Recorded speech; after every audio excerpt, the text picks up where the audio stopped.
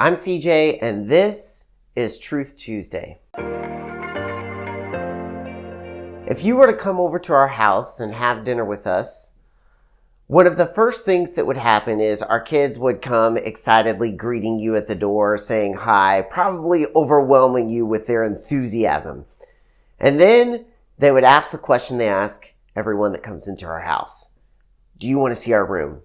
And if you were to walk into our youngest son's room, Tate, he would be excited to show you his Super Mario stuffed animals. He has an entire collection of Super Mario stuffed animals. So why am I telling you about Tate and his Mario stuffed animals? Because we are a Nintendo family.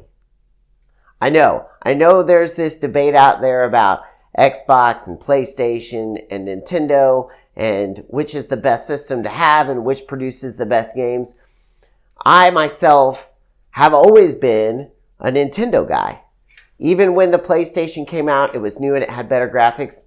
I liked the Nintendo.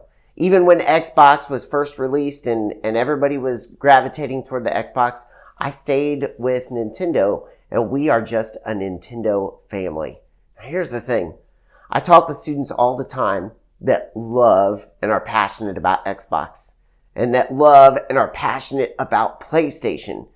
And that's cool with me. I'm just a Nintendo guy. Now, here's why I'm telling you this.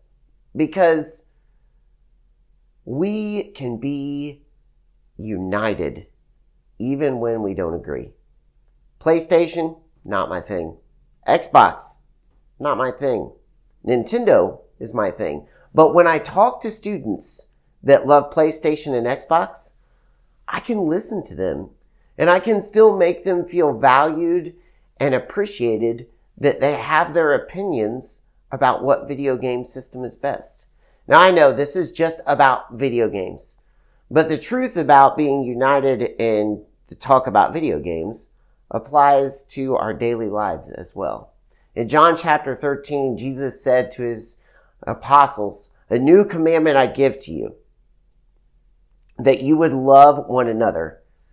People will know you are my followers by the way that you love one another." And in the book of James chapter 2, it says, "Faith without works is dead. You show me your faith, and I'll show you my faith by what I do." You see, the truth of the matter is that we can be united even when we disagree. How do we do that? We love each other. We honestly, authentically love each other. That means when someone says something that you don't necessarily agree with, you don't automatically spout off your opinion. You listen and love. Yeah, you may disagree, but there is something more meaningful and deeper in a relationship when you can just listen and you don't feel the need to share your opinion in the process. Now, there are times when we need to share our opinions. And so the best way to provide unity in those moments is to wait. Wait. Listen carefully to the other person. Allow them to be heard, to be valued. And then, when you have allowed them to be heard, you lovingly and gently share your opinion. You see, James, as he talks about faith without works is dead, bookends that with talking about our tongues. Because our tongues are powerful. And we can show our faith in the way that we are united with each other. And we can show our faith by the way that we use our tongues to share our opinions in that unity. I love the series Chris preached last month, just about being united. And that we can be united even if we disagree. Even if we like Nintendo or PlayStation or Xbox. Even if we're Republican or Democrat. Even if we disagree on major issues, there is a way that we can talk about those and use our tongue and share our faith in ways that shows authentic love to each other. Where we're not bashing each other. We're not throwing each other under the bus. We wait and we listen.